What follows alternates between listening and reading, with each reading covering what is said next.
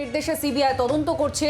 Mail আইডিও দেওয়া হয়েছিল মানুষকে যাতে তারা অভিযোগ সেখানে পাঠান, কিন্তু এবার আরো তৎপর সিবিআই। সন্দেশখালীতে তদন্তের স্বার্থে ক্যাম্প অফিস তৈরি করেছে সিবিআই। সেখান থেকেই তারা অভিযোগ নেবেন। মানুষজন সেই ক্যাম্প অফিসে তাদের অভিযোগ জানাবেন। সিবিআই সূত্রে যা খবর, সন্দেশখালী কাণ্ডের তদন্তে নেমে এখনো পর্যন্ত মোট 9টি অভিযোগ জমা পড়েছে কেন্দ্রীয় এজেন্সির কাছে।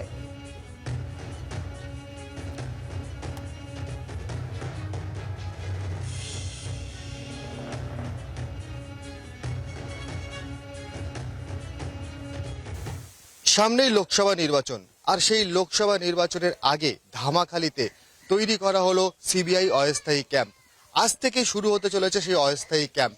এই ক্যাম্পে এই এলাকার অর্থাৎ সন্দেশখালী, ধামাখালি থেকে শুরু করে বিস্তীর্ণ এলাকার যে সমস্ত মানুষ অত্যাচারিত, নিপীড়িত হচ্ছে তারা অভিযোগ জানাতে পারবেন, এবং সিবিআই এর প্রতিনিধি দল কিন্তু এখানে থেকেই সেই সমস্ত অভিযোগের তদন্ত করে দেখবেন।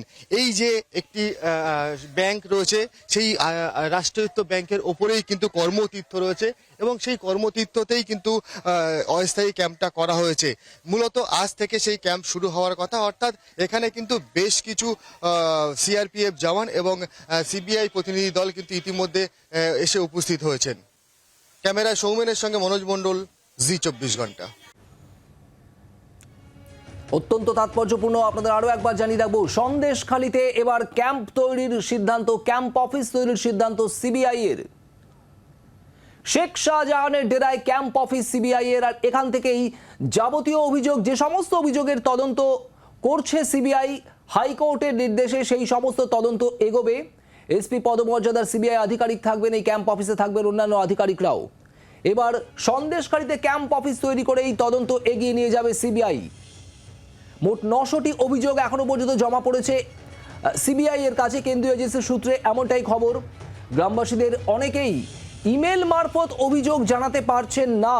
গ্রামবাসীদের সঙ্গে সরাসরি সংযোগ স্থাপন হবে এবং তারা অভিযোগ জানাতে পারবেন এই ক্যাম্প অফিসে এসেই।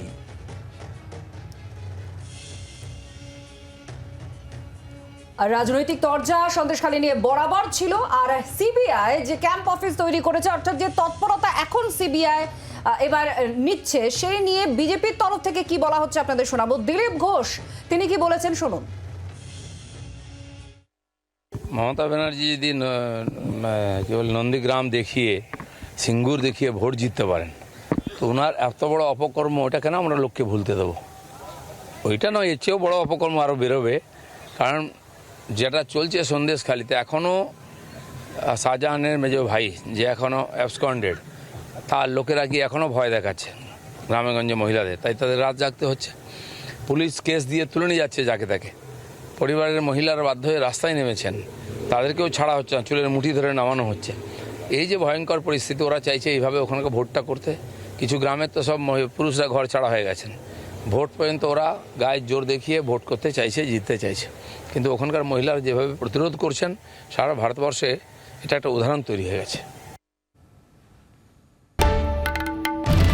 বাংলার আওয়াজ, বাঙালির আবেগ, জি24 ঘন্টা।